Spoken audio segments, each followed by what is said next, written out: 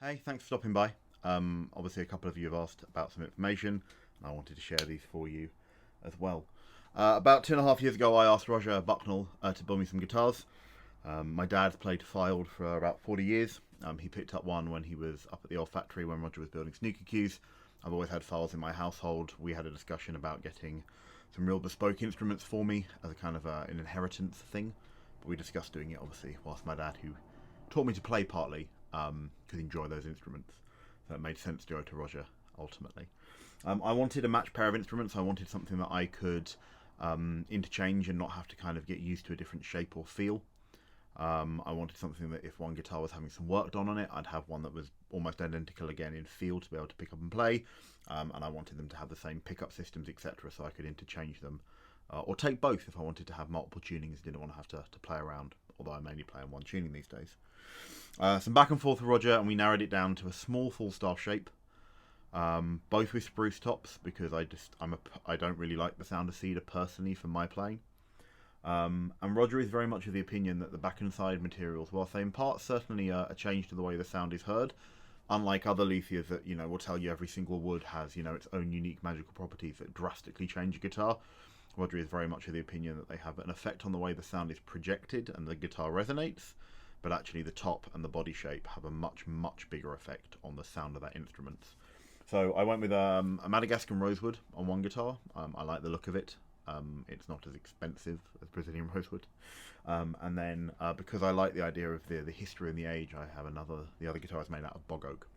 So both guitars are both a small Falstaff shape. They're about 15 inches on the lower bout. They are a little bit shorter than a triple O lengthwise, so actually the body's not elongated. They have less of a tight waist, and the waist is slightly further up than it would be on the triple O 12 fret. But essentially, this is as close as Roger would make without ever, I think, admitting it to a triple O 12 fret. They're great. A very pale spruce top, European spruce. Ebony bridge, ebony fingerboard, obviously 12 fret with a longer, so a 645mm, so a longer scale length, the longer of the two Roger offers. Slotted headstock because I like the look of it and the balance to the instrument. They both have Goto 510 classical guitar tuners, but Goto make a version that has the metal rather than the plastic poles, so it can be used for steel string. They are very smooth. 16:1 ratio, same on both, gold with ebony buttons. This one, which is the Madagascan rosewood, if I hold it at an angle, you should be able to see the figuring of the Madagascan rosewood. Nice, characterful, not crazy.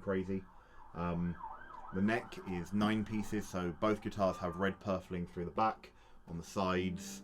This one is bound in koa. Obviously I've got my LR bag to pick up and a DPA microphone. Roger has put on both. He built a little custom jig to hold the XLR. And obviously there's a standard output as well. Both have been fitted with medium elixirs. So this is the Madagascan rosewood guitar. Just in my normal C tuning, just some open strings and some chords.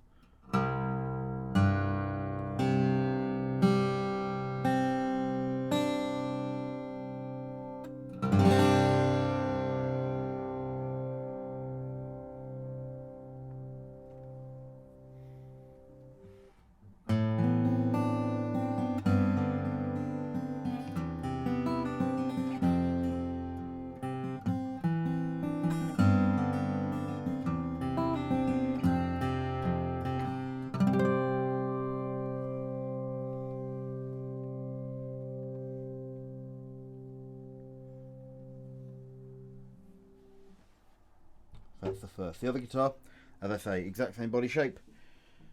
Same spruce from the same billets, I think, that were cut from a particular tree. The only real difference is with this, that this is bound in snakewood. I asked Roger, pick what you wanted. And then this has bog oak back in the sides. And then you can see a little bit of the change in colour here. What you can't see is there's like white striations that run all the way down this way as well, when you hold it under light. Again, same 9-piece neck, same tuners, same fingerboard and fretboard materials, same red purfling, the only difference being the snakewood binding and obviously the bog oak, and in the same tuning as well.